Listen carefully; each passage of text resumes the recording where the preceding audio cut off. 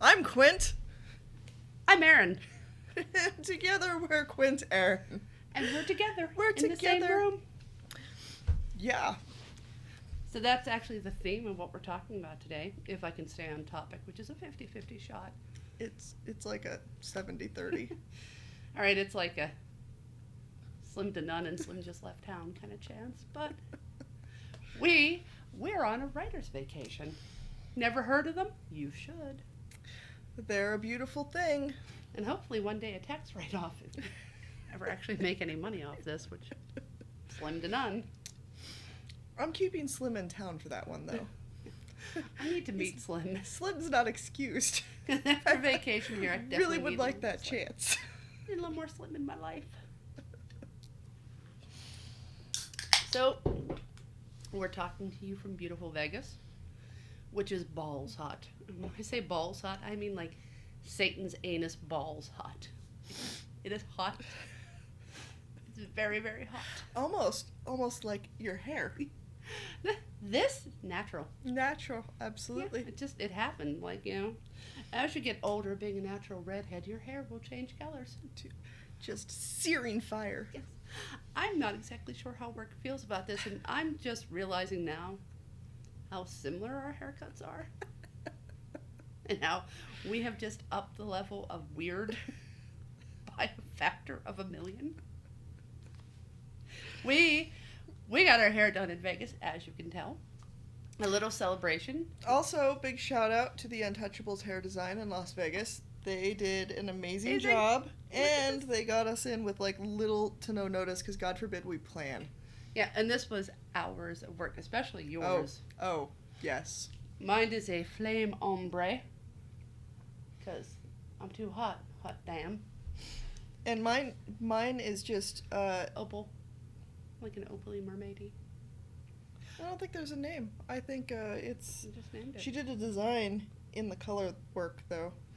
Yeah, they did amazing work. And as we're getting our hair done, and I show my husband a picture with all the red in my Coolio phase mid work, he goes, "Oh, you're going for fire volcano. Does that mean Quinn is going blue for aqua goddess?" And I was so irritated because she was. We had not planned that. It's not planned. But it's really a little disturbing here. Especially now that I got this little bit of that sunburn, so I got the whole literally on fire.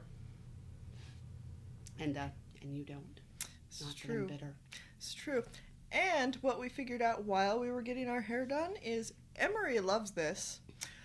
Cruiser cannot stand this. And at some point, Emery makes Cruiser have to get his hair all like nice and bleached out. Sorry, that's a mission and it requires it. Yes. I'm going to be a Vivara. I'll be a spoiled Russian debutante, and you are my Weasley brother. And you need a pencil thin mustache and a really bad goatee and your hair dyed. Yeah. Yes. No, we're not doing it with the box. I know people.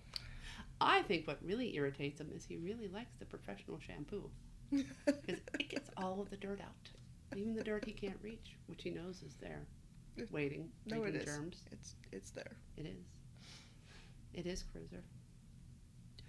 Oh, you want to go to your own hair place, the Supercuts? It's called Barbers. It's called The Barbers. Oh, yeah. It's got the throwback. Yeah, I twisty know thing. that guy. He actually... They have sports on the TV. Yeah. You don't talk. Yeah, he actually, It's a 2 faded up to a 4. he used to own a restaurant. They got closed down for salmonella. He probably still has some on his fingers. See, you just don't play nice. And Ray loves to do that to him. He deserves it. And he knows that she's fucking with him, and he can't stop. Which is why she doesn't use it that often. Because it's like swatting a fly with a Buick. It's just overkill. There's no challenge or skill required. But when he pisses her off enough, he deserves it. Yes. And you know what I did in your closet? I sneezed. Mm-hmm. I mean, I don't want to say anything, but I think I might have a cold. And, And now I need a bleach shower. And like new skin. We can just scalpel that off. Sorry. Gotta get your hair done first. Yeah. Have fun. I ordered some food in so I can watch you. I'm gonna video this for Juliet. That popcorn. Go on. No, he likes it when you do that. Go ahead. I want my hair cut. No, he doesn't. Ignore him. It's me. You know how much I spend in this shop. Who are we listening to? He does not get to talk. Perfect. Yes. But the beautiful thing about a writer's vacation is that it's all writing all the time. We are actually here it's a combo vacation. It was my husband's 50th. Happy Shout out, birthday, honey. Steve. So we came down and I was like, instead of hanging out with my husband and all of his drunken friends gambling and doing things that I can't stand, I need Nora And hang out with my drunken friend. to come with. Well, we don't gamble. And we don't gamble. We're horribly bored by it. But you know what we do? We write. We gallivant around La La Land. We had to go to a men's store to get my husband a pair of pants because, God forbid, he pack correctly or plan packing. And while we're there, like picking out clothes for the characters, Chance would love these shoes. Cruiser would wear these ones over here. One shot. Most expensive pair. We're also annoyed by the fact how quickly men can shop because... Yeah, and pockets, for real. You guys get all of the pockets, even in your dress clothes. No pockets for us, no. Yeah. No. Mm-hmm. We can't have those. Emery's like, do you know how hard it is to fit a backup handgun in your bra? Let alone pull it from there? Had a fucking pocket. Yes. Cruiser's like, well, I got like 15 on me. You know like what? Ankle, he wants belt. his hair pink. He told me. He doesn't know. But he does want it pink. Maybe something like this. Looks like my hair wants You're to gonna fight wind you. up doing a box tag black. That's why we can't have nice things. The advantage to a writer's vacation, too, is, fun fact, I detest editing with every fiber of my being. Might be previously noted in several Still. other videos. Still detest it. However, it's a lot easier on a vacation. Did the whole chapter, 20 minutes. It has to be done. It's so much better having it done. It's a lot easier to do it when you're like, if you finish this in 20 minutes, we can go to the pool. Yeah. Which apparently I'm due. I don't think we're surprised by that. Oh, yeah. And the other thing we're celebrating? Me graduating from college, BSN. There you go. Some sort of cum laude. I'm not 100% sure what that means, but I think it means like with noise. That you kicked the BSN degree ass. Oh, no, I'm pretty sure it kicked my ass. I think there were a lot of tears involved.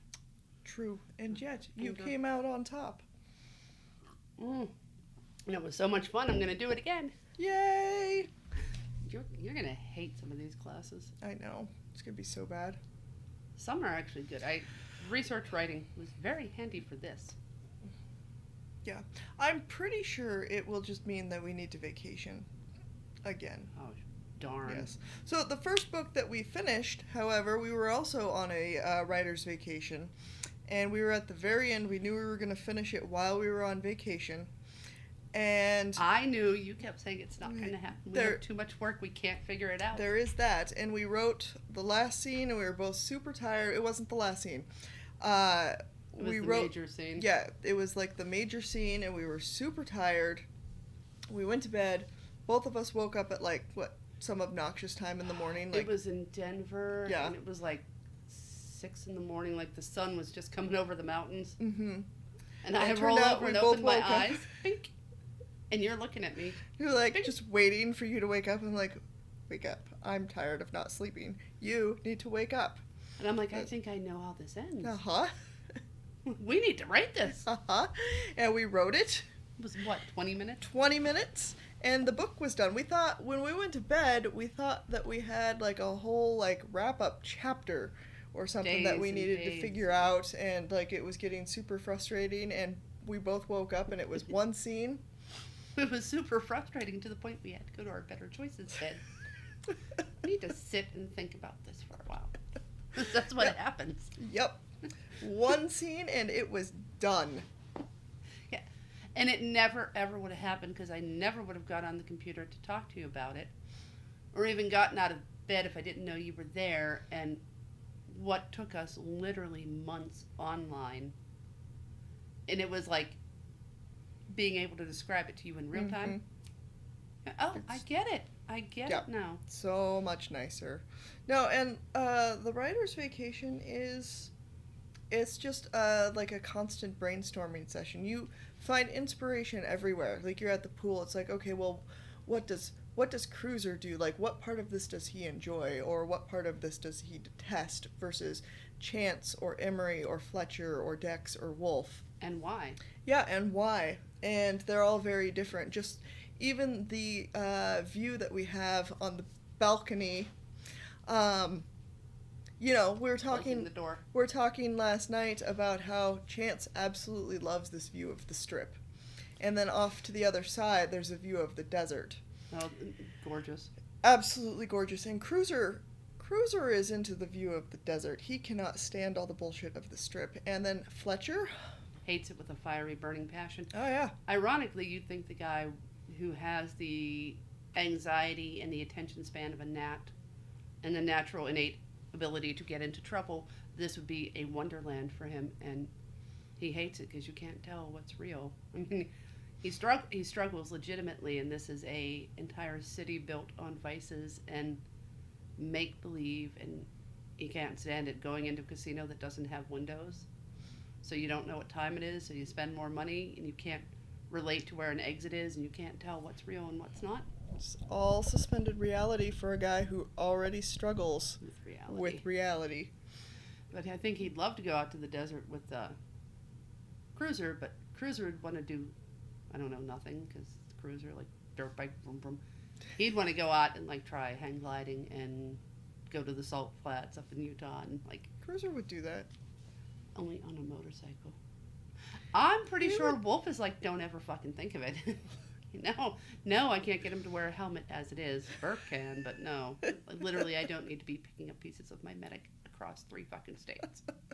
Yes, the irony of a medic that doesn't value a helmet. Yeah, Juliet will help him with that. Yeah, well, Burke puts the kibosh on that. Oh, and I'm pretty sure Katie is like a... Cruiser, oh, Katie's so innocent, perfect. And Katie is absolutely a wonderful person, but he has no idea she's got a temper, even though he has seen it in person. No, but she's adorable, and she's innocent, and she's wholesome. Hits him with the cane. But he deserved that, because he's an asshole. It is, but technically it was not his fault that Juliet was swearing. And yelling, Attica, Attica, I want a lawyer. Uncle Chance and Aunt Emery said never let anyone in the house if they have cop shoes, and he has cop shoes. We play Spot the Cop all the time. It's one of our favorite games, like Spot the Mark. And how not to be a sap. I love that game. Walk with your back straight, eyes up, be aware, keep your keys in your hand. The Cruiser's head's gonna explode. Remember, Juliet, if anything happens, the only thing you need to say is, I want a lawyer. Interview is over, and you just call me. Cruiser hates this advice. He hates it because it's also real. Oh, yeah, and it's literally like, I want a lawyer. Don't let him in, Mom. He hasn't even given you an ID. Call the police, call the precinct, and ask about his badge number. Uncle Cruiser's going to be so mad at you because you didn't follow the safety protocol. Yes. Uncle Cruiser's like, why does my 6-year-old have a safety protocol? Know about the safety protocol. My 6-year-old might as well be your 6-year-old. He thinks of her as his. And that's why he gets hit with the cane, because... Also, Katie doesn't really swear. He does. That's where she gets it. It is his fault. Well, in school, she gets it on the bus like everyone. It's pretty just natural. Where'd you learn that? On the bus. Oh, and then when he gets arrested, he's like, fuck. It's like, I told you. Told you that's what he'd say. What do you think Uncle Cruiser would say? Uncle Danny would say. He'd say, fuck this. You get to bed. Like, I was right. That is so unfair. That's exactly what he said. It's like a direct quote. It's my life. Yeah, this will be the last day of your life if you don't get up. Let's do this. God, you're taking my Jesus. Taking my Jesus. Breathe in Jesus, breathe out the devil. Murder is illegal. I could probably In get all away with 50 it. states. Burke would probably get me a pass. But I'm going to have to kill Danny. And he's going to be hard to kill because he survives shit. Yeah. But this is what you can do on a writer's vacation. You can fall into these rabbit holes and actually explore them without having to take all the hard work of setting it up and seeing if it's actually going to work. Is it an idea worth going for? Or having to stop to go do the dishes. Yeah. Also, that's largely where, like, the great character development comes in. Because, like, it's one thing to make a Pinterest board of all kinds of stuff that your character loves. Which, by the way, every one of our characters has a Pinterest board. With the things that they love, the clothes that they wear, vehicles. Stuff they would have. Yeah. All that kind of stuff. But it's very different to be able to just, like, go to the store. And while we're, like, shopping for ourselves, we actually wind up dressing characters. Well, some of them dress better than others. They have much better budgets than we do. Oh, Emery's budget. What's that? Yeah, well, I'm pretty sure What's a Chance budget? has robbed like all of the casinos. What's a budget? Oh, Chance is Actually- not allowed back in a few No, of them, he's- which means he's not. he has to have his hair dyed. Yes, he Emery does. has never directly have that, but we do have in the one book we have to write, which we sort of developed. The last casino we were at is the con that Emery gets Chance involved on, where they, based off the real life one, where they go in. She's the hostess, bringing in the wealthy businessman, and he is the one helping plan that, and they get away with about $1 billion. Yes, that is set up at the end of the book we're working on now. It's already in place. That's just a little con. Just little. I mean, But again, this corporation deserves it, and specifically this guy, he deserves it. Because Emery said so. I am Judge and Joy. see, Chance just sees opportunity. It's not vindictive. It's not vindictive, but I also don't think Chance would do that to someone who legitimately couldn't afford it. And Well, if he's stealing billions, then they can afford it. well, that's not necessarily true. Like, if it was billions to put into cancer research. Well, that's a different story. See? Oh, that Chance and that reluctant morality. Oh, Chance does not. He will never admit to having morals. Emery either. It's a mark. It's There was business. an opportunity. Business. It's like all It's of the business. greens. I'm gonna make it rain. And look at what we get to wear. Now the dress is mine. You get the suit. But we could swap. Well, I make that look good. I mean, you know, you might not be able to pull it off next to me because I got these hips. Really? Chicken legs? Hey now, Isn't that what Fletcher says in the book with him? I have no idea. When they get pulled over by the cop in troubled waters? Emery's the ex-wife. Yeah, no, I know You what two scene have you're been talking sleeping about. together. I have. Fletcher, wait, what have I done here? I don't know what this con's going to go out to be, but it's going to be good, and I need to pay attention. All right, we're connected business. Oh, lovers. This is a first. Okay, let's go. You said you loved me. You said I was different. Well, I lied. You have chicken legs, and then Chance gets genuinely offended. Genuinely offended. Yes, do not, even in make-believe, do not offend this His great body. physique. Greek God. Talk to me like that. Yeah. I need to go take care of my hair. There. Chicken legs. That's it. We're going. Dead to me. Dead. He's genuinely offended. Mm-hmm. Yes. Everything Emery called and implied, that got him. Chicken legs.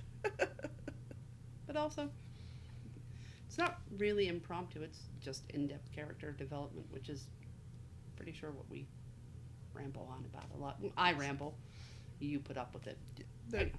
Hang on. The light ring is reflecting in my eyeglasses, so I want to take it off, but now I'm blind. Which might be better for everyone involved. Well, you don't really have to stare and see yourself. No, I just see like it's very red, Wilma. Look here. But we already did all the editing on one book. Spent a ridiculous Chapter. amount of money on hair Yes. and a dinner that was fabulous, but I actually had a little heart failure. The other thing we talk about, too, on these writers' vacations is something I think the team is very aware of. It's having the ability to do these things, because that's not necessarily a background either one of us came from, and most of the team didn't, Yep. except for Wolf and Cruiser, who hates the fact that he knows Yes. what fork to use. Yes. Yes, we're at a very nice dinner that even 5 years ago we would have never imagined being able to go to. Never. And we're sitting and they've got all these different forks. I don't know what fork to use. But, you know, Cruiser, despite his gruff exterior, he knows exactly what wine pairs with what fork you're supposed to use, what order. He knows the proper etiquette. He hates the fact that he knows any bit of this, and he likes to pretend that he has no idea. But if you have him going out to a fancy dinner, he knows exactly how to dress, and he'll do it because it's so ingrained into him from his childhood. And he knows exactly what the proper wine pairing is and exactly what utensils to use. And he would just turn to you and be like, start on the outside with the forks and work your way in. Uh-huh. As the courses come, you just take that fork. That's an oyster fork. Yeah. That's an And he olive tells fork. Sam that on their date. And Sam's like, oh, forks. Yes. Oh my god, look at this. That's so cute. It's tiny. So yeah, that's your tiny oyster fork. Just like that thing that you have that's so tiny. It's in your phone. What were you thinking? Unamused. I don't understand. She understands. Look, sharp knife, dull knife, sharp knife, dull knife. I'm surprised they let you have a knife at all. Should I tell them? Yeah, except for all intents and purposes, he fits in way better. Sam doesn't care if she fits in or not. No, I know. Sam always fits in Sam. Sam is 100% comfortable in who and what she is. Yes, she is. And that's why it's contagious. Mm-hmm. And that's why even Cruiser can't get with her. The scene we were editing, I'm reading, I'm like, he's such an asshole to her. But it's not just to her, he's an asshole to everyone. Equal opportunity asshole to absolutely everybody. She went to work and people suddenly started shooting at her. There's major drama. Her boss, she's now on the run with this guy who just killed someone. And she's still like, yeah, okay. We'll do whatever. Pretty much unfazed. Yes. Does he appreciate that about her? No. Does he appreciate the fact that she is not screaming hysterically? No. That she saved the boss's life, kept the secret safe, also gave him the escape route and the weapons that he needed to survive, and pointed out a very good fact that, indeed, there's still cameras here, so we should probably be a little on the DL. And he's like, you do what you're told. She's like, okie dokie. You're a little growly boy, aren't you? You're like a dog, like a little pit bull that's all angry, like, baseline. Good boy. But that is, by the end, he gets it, because he's very much not consciously aware of things, but he subconsciously is very astute, which is why he nails Emery to the wall without even trying. He gets all her the things time. he shouldn't even know. Yes. When he calls her little orphan Annie. Yes, little orphan Annie. Oh. Apparently that just dug in, and he's all like, how did everybody not know this? Like, oh. the one time he did not intentionally do it is the spiders. How does anyone even ever think that's a good idea? How? Why? Funny. No, it's not. Funny. Yeah, it's about as funny as intestinal cramps. I mean, it's clearly hilarious, which is why people do it all the time. Oh, no, they don't, because most people aren't psychopaths. I'm sorry, antisocial personality type with delusions of grandeur. Technically might be more along your diagnosis. A little bit on Spiders. the OCD also. A little bit? Which he's not aware of. How did he survive in the desert? Lots of baby wipes. Look, dirty all the time. I'm just dirty. I'm rough. I'm tough. I'm grr. I'm dirty. Oh God, I'm dirty. He's fine until there's a shower, and then he wants in it right fucking now. No, he wants to stay in it. Yes. Forever. Uh-huh. Until Dex has to physically get him out. And then he says something stupid to Dex, and Dex makes him pay a stupid tax, which they both understand on an innate level. Yes, because they're boys. Somehow boys understand stupid tax in the form of punches. Yep. Right. I'd punch you in the head, but we can't afford to have you with another concussion, so I'm going for the gut. It'll paralyze your ability to speak for about a minute, which might save your life. It did save his life, and he's still guppy breathing on the floor, and he's all like, I got it. Totally understand. Conversation's over. Good. Getting out now. Yeah. Even Dex fucks on that one. He tries to push me. He's like, I haven't washed my chest yet. You just touched it. Now I need another loofah. Nope. Because Cruiser's got a loofah. Oh, I hate being refined. I hate being that, but he's got a body scrub and a loofah. Give me my loofah. The special skin products that Emery got him for a stocking stuffer for Christmas, because God, does she do gifts. And she knows that boy. And he actually, in desperation, has to use it. And it's like, oh. All right, where do I get these from? Yes. And he has to ask Emery, because she's the only one who can get them. Yeah. I'm sure there's like an Amazon subscription. There's not. Handmade. Delicately woven from completely natural materials there on the island. There's no other experience like it. And did you use the coconut verbidia? That's a nice one, isn't it? Really exfoliates all the dead skin. We're just not talking about this. You know that they have a one that's on the stick so you can get to your back. Yeah, okay. He actually really wants that. Okay, well now I'll make it. They just show up in my bathroom and we cannot have this conversation. Be much happier. No, and then Juliet's like, Uncle Cruiser, you stink. Oh, actually, you don't stink. You smell really good. You smell like coconut. It's amazing. What is that? Yes. I can't talk. Yes, because he either... It's not a job. Not allowed to describe. He either smells like swamp or and swamp cigarettes. Ass. He smells like an ashtray of swamp ass. Or dead bugs on the motorcycle. Or he smells like eucalyptus and coconut. And there's probably no in between.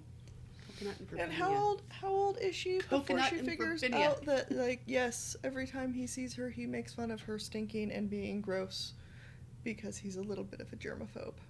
Yeah, she will use that against him because she's his kid. Yes. Doesn't matter if she is or not, she's his kid. Yeah. Cruiser, so good to see you. It's my armpit. You know, it's not okay. Nice big hug. Oh. Yeah.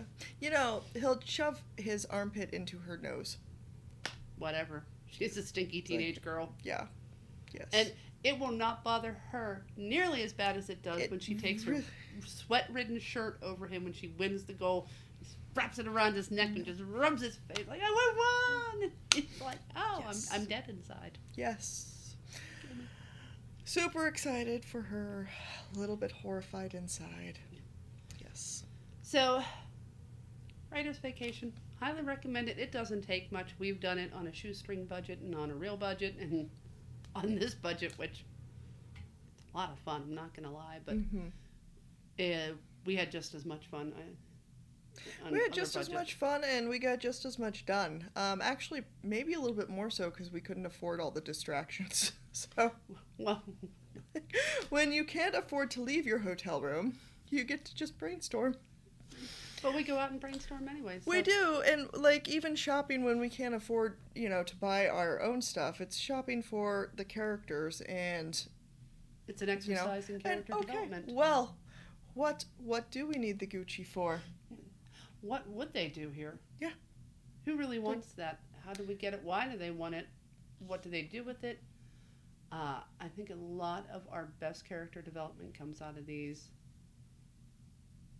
Not even role playing; it's just bantering sessions. Bantering back and forth on behalf of the characters. When you are writing and you have these series and you get tied up in the plots and the motivations, and sometimes you just need to see the characters in everyday life, and rather than having to write about it, go out and do it and get the instant feedback, and you will be amazed at what you can accomplish. Yeah. Oh yes, and they will let you know what they like and what they don't. Oh, very loudly. Whether you... Yes. They'll love that, and they're like, no, I'd hate that. Yeah. No, I'm not wearing that. Are you kidding me? It's designer. No. No, not doing it. And Why? then you get to ask why. Why are you so opposed to designer clothing? Or that designer. Or yes, Or in this. or that, or in this setting, or what about it? What specifically about it? Like Cursor knowing which forks to use. Yes. Why do you know that, and why does it bother you? Yes, and why do you hate it so much? And that's actually another book that we wrote because of that. Thank you, Cruiser. Thank you for all of your neuroses. Thank you for sharing them. So that's going to wrap up our first podcast on Writer's Vacation. I'm sure there'll be another one. We're going to try to get as many podcasts done as possible.